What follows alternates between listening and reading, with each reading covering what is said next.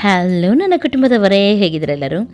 ಇವತ್ತು ನಾನು ನಿಮ್ಮ ಜೊತೆ ಶೇರ್ ಮಾಡ್ತಾ ಇದ್ದೀನಿ ಕೂರ್ಗ್ ಸ್ಟೈಲಲ್ಲಿ ಸ್ಪೆಷಲ್ ಚಿಕನ್ ಮಸಾಲ. ಖಂಡಿತವಾಗ್ಲೂ ಈ ರೀತಿಯೊಮ್ಮೆ ಗ್ರೇವಿಯನ್ನು ಮಾಡಿ ನೋಡಿ, ಎಲ್ಲರೂ ಕೂಡ ಇಷ್ಟಪಡ್ತಾರೆ, ಯಾರು ಕೂಡ ಮರೆಯಲ್ಲ ಇದರ ರುಚಿ. ಓಕೆ, ಇದಕ್ಕೆ ಇವಾಗ ಏನೆಲ್ಲ ಬೇಕು ನೋಡ್ಕೊಂಡು ಬರೋಣ. ಫಸ್ಟಿಗೆ ಮಸಾಲ ರೆಡಿ ಮಾಡೋಣ. ಮಸಾಲ ಇಲ್ಲಿ ನಾನು ತೊಗೊಂಡಿದ್ದೀನಿ ಒಣಮೆಣಸು, ಖಾರಕ್ಕೆ ಅನುಗುಣವಾಗಿ ತೊಗೊಳ್ಳಿ.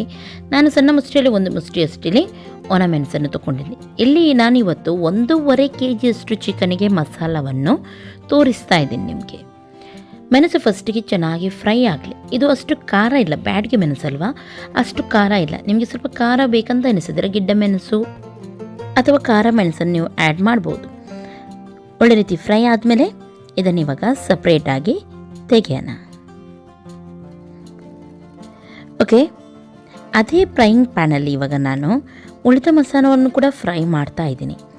ಇಲ್ಲಿ ನಾನು ತಗೊಂಡಿದ್ದೀನಿ ನೋಡಿ, ಸ್ವಲ್ಪ ಕಾಳು ಮೆಣಸು, 1 ಟೇಬಲ್ ಸ್ಪೂನಷ್ಟು ಕೊತ್ತಂಬರಿ ಕಾಳು, ಅರ್ಧ ಟೇಬಲ್ ಸ್ಪೂನಷ್ಟು ಜೀರಿಗೆ. ಇಷ್ಟನ್ನು ಫಸ್ಟಿಗೆ ನಾನು ಸ್ವಲ್ಪ ರೋಸ್ಟ್ ಮಾಡ್ತಾ ಇದ್ದೀನಿ.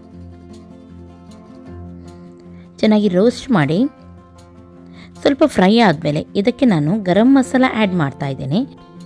2 ಏಲಕ್ಕಿ, 4 ರಿಂದ 5 ಲವಂಗ, ಸ್ವಲ್ಪ ಸಣ್ಣ ತುಂಡು ದಾಲ್ಚಿನ್ನಿ, ಇಷ್ಟನ್ನು ಹಾಕಿದ್ದೀನಿ. ಬೇಕಿದ್ರೆ ನೀವು ಇಲ್ಲಿ ಬಡಿ ಶೇಪ್ ಕೂಡ ಆ್ಯಡ್ ಮಾಡ್ಬೋದು. ಇದನ್ನು ಕೂಡ ಸಪ್ರೇಟಾಗಿ ತೆಗೆಯೋಣ. ಸ್ವಲ್ಪ 1/4 ಸ್ಪೂನಷ್ಟು ಇಲ್ಲಿ ಮೆಂತ್ಯನ್ನು ಹಾಕ್ತಾ ಇದ್ದೀನಿ. ಮೆಂತ್ಯ ಫ್ರೈ ಮಾಡಿ ಅದನ್ನು ಕೂಡ ಸಪ್ರೇಟಾಗಿ ತೆಗೀರಿ. ಕೆಲವರು ಮೆಂತ್ಯ ಆ್ಯಡ್ ಮಾಡಲ್ಲ, ನಿಮ್ಮ ಇಷ್ಟ, ನಿಮಗೆ ಬೇಕಿದ್ರೆ ನೀವು ಆ್ಯಡ್ ಮಾಡ್ಬೋದು. ಇವಾಗ ಚಿಕನ್ ಮಾಡಲಿಕ್ಕೆ ಕಡಾಯಿ ತೊಗೊಂಡಿದ್ದೀನಿ. ಅದರಲ್ಲಿ ನಾನು ಸ್ವಲ್ಪ ತೆಂಗಿನ ಎಣ್ಣೆಯನ್ನು ಹಾಕ್ತಾ ಇದ್ದೀನಿ. ಇದರ ಬದಲು ತುಪ್ಪ ಕೂಡ ನೀವಿಲ್ಲಿ ಯೂಸ್ ಮಾಡ್ಬೋದು. ತೆಂಗಿನೆಣ್ಣೆ ಹಾಕಿದ ಮೇಲೆ ಇದಕ್ಕೆ 4 ನೀರುಳ್ಳಿಯನ್ನು ನಾನಿಲ್ಲಿ ಸೇರಿಸಿದ್ದೀನಿ. ಮೀಡಿಯಮ್ ಸೈಜ್ 4 ನೀರುಳ್ಳಿ ಉದ್ದನೆ ಕಟ್ ಮಾಡಿ ಇಲ್ಲಿ ನಾನು ಹಾಕಿದ್ದೀನಿ. ಇದು ಚೆನ್ನಾಗಿ ಕಲರ್ ಚೇಂಜ್ ಆಗುವವರೆಗೂ, ಗೋಲ್ಡನ್ ಬ್ರೌನ್ ಆಗುವವರೆಗೂ ನಾವಿದನ್ನು ಫ್ರೈ ಮಾಡಲಿಕ್ಕುಂಟು. ಎಣ್ಣೆ ಸ್ವಲ್ಪ ಜಾಸ್ತಿ ಹಾಕಿ ಕೂಡ ನೀವು ಚೆನ್ನಾಗಿ ಕ್ರಿಸ್ಪಿ ಆಗುವವರೆಗೂ ಫ್ರೈ ಮಾಡ್ಬೋದು.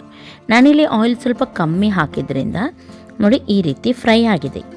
ಕಲರ್ ಇಲ್ಲಿ ನೋಡ್ಬೋದು ನೀವು, ಕಂಪ್ಲೀಟಾಗಿ ಚೇಂಜ್ ಆಗಿದೆ. ಈ ರೀತಿ ಬರಬೇಕು. ಇವಾಗ ಇದರದ್ದು 2 ಭಾಗ ಮಾಡೋಣ. ಒಂದು ಭಾಗವನ್ನು ನಾನಿಲ್ಲಿ ಸಪ್ರೇಟಾಗಿ ತೆಗಿತಾ ಇದ್ದೀನಿ. ಇದು ಚಿಕನ್ ಮ್ಯಾರಿನೇಟ್ ಮಾಡುವಾಗ ನಮಗೆ ಹಾಕ್ಲಿಕ್ಕುಂಟು. ಇನ್ನೊಂದು ಭಾಗವನ್ನು ನಾನು ಹಾಗೆಯೇ ಅದರಲ್ಲೇ ಇಟ್ಟಿದ್ದೀನಿ. ಚಿಕನ್ ತಗೊಂಡಿದ್ದೀನಿ 1.5 kg ಅರಶಿನ ಪೌಡರ್, ರುಚಿಗೆ ತಕ್ಕಷ್ಟು ಉಪ್ಪನ್ನು ಸೇರಿಸೋಣ. ಹಾಗೂ ಇದಕ್ಕೆ ಹಾಕೋಣ 1 ಕಪ್ಪಷ್ಟು ಮೊಸರು, ಹಾಗೂ ನಾವು ತೆಗೆದಿಟ್ಟಿದ್ವಿ ನೋಡಿ ನೀರುಳ್ಳಿ ಫ್ರೈ ಮಾಡಿ, ಅದನ್ನು ಕೂಡ ಇದಕ್ಕೆ ನಾನು ಆ್ಯಡ್ ಮಾಡಿದ್ದೀನಿ. ಮೊಸರನ್ನು ಹಾಕಿ ಚೆನ್ನಾಗಿ ಇದನ್ನು ಮಿಕ್ಸ್ ಮಾಡಿ, ಒಳ್ಳೆ ರೀತಿ ಮಿಕ್ಸ್ ಮಾಡಿ ಒಂದು 10 ನಿಮಿಷ ನೀವು ಹಾಗೆಯೇ ಪಕ್ಕಕ್ಕೆ ಇಟ್ಕೊಳ್ಳೋಣ. ಚೆನ್ನಾಗಿ ಮ್ಯಾರಿನೇಟ್ ಮಾಡೋಣ. ಬೇಕಿದ್ರೆ ಇದಕ್ಕೆ ನೀವು ಜಿಂಜರ್ ಗಾರ್ಲಿಕ್ ಪೇಸ್ಟ್, ಕೊತ್ತಂಬರಿ ಸೊಪ್ಪು, ಪುದೀನ ಸೊಪ್ಪು ಕೂಡ ಆ್ಯಡ್ ಮಾಡ್ಬೋದು. ಆದರೆ ಕೂರ್ಗ್ ಸ್ಟೈಲ್ ಮಾಡೋದ್ರಿಂದ ಈ ರೀತಿಯೇ ಮಾಡಿದರೆ ಚೆನ್ನಾಗಾಗುತ್ತೆ. ಓಕೆ, ಮಿಕ್ಸ್ ಮಾಡಿದ್ದೀನಿ. ಒಂದು 10 ನಿಮಿಷ ಹಾಗೆಯೇ ಬಿಡ್ತೀನಿ. ಇನ್ನೊಂದು ಸೈಡಲ್ಲಿ ನಾವು ಫ್ರೈ ಮಾಡಿದ ಮಸಾಲ ಉಂಟು ನೋಡಿ, ಅದು ತಣ್ಣಗಾಗಿದೆ. ಮಿಕ್ಸಿ ಜಾರಿಗೆ ಹಾಕಿ ನೈಸಾಗಿ ಇದನ್ನು ಹುಡಿ ಮಾಡೋಣ. ಮಸಾಲ ಇಲ್ಲಿ ರೆಡಿ ಆಗಿದೆ. ಇದನ್ನು ಸಪ್ರೇಟಾಗಿ ತೆಗೆದಿಡೋಣ. ಇನ್ನೊಂದು ಸೈಡಲ್ಲಿ ಆ ನೀರುಳ್ಳಿ ನಾನು ಇಟ್ಟಿದ್ದೆ ನೋಡಿ, ಸ್ವಲ್ಪ ಬಾಕಿ ಇಟ್ಟಿದೆ. ಆ ನೀರುಳ್ಳಿ ಹಾಗೂ ಅದಕ್ಕೆ 2 ಟೊಮೆಟೊ ಎಕ್ಸ್ಟ್ರಾ ಹಾಕಿ ಇದನ್ನು ಕೂಡ ಗ್ರೈಂಡ್ ಮಾಡಲಿಕ್ಕುಂಟು. ಓಕೆ, ಇವಾಗ ಅದೇ ಪಾತ್ರೆಗೆ ಸ್ವಲ್ಪ ತುಪ್ಪವನ್ನು ನಾನು ಸೇರಿಸಿದ್ದೀನಿ. ಬೇಕಿದ್ರೆ ಆಯಿಲ್ ಕೂಡ ನೀವಿಲ್ಲಿ ಹಾಕ್ಬೋದು.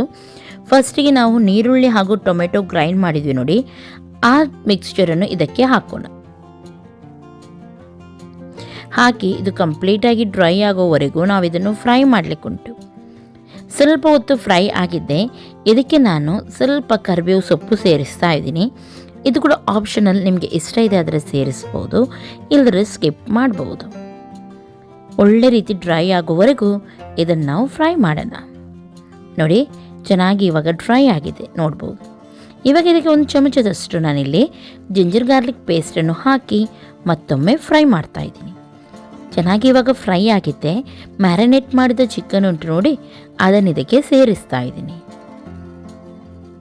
ಉಪ್ಪೆಲ್ಲ ಆಲ್ರೆಡಿ ನಾವು ಹಾಕಿದ್ದೀವಿ, ಹಾಗಾಗಿ ಆಮೇಲೆ ನೋಡ್ಕೊಂಡು ಬೇಕಿದ್ರೆ ಸೇರಿಸೋಣ. ಇವಾಗ ಇದನ್ನು ಚೆನ್ನಾಗಿ ಮಿಕ್ಸ್ ಮಾಡೋಣ. ಇದಕ್ಕೆ ಎಕ್ಸ್ಟ್ರಾ ನೀರೆಲ್ಲ ಏನು ಕೂಡ ನಾನು ಸೇರಿಸಲ್ಲ, ನಿಮಗೆ ಬೇಕಿದ್ರೆ ನೀವು ಸೇರಿಸ್ಬೋದು. ಇದನ್ನು ಇವಾಗ ಮೀಡಿಯಮ್ ಫ್ಲೇಮಲ್ಲಿಟ್ಟು ಮುಚ್ಚಿಡೋಣ, ಚೆನ್ನಾಗಿದು ಬೇಯಲಿ.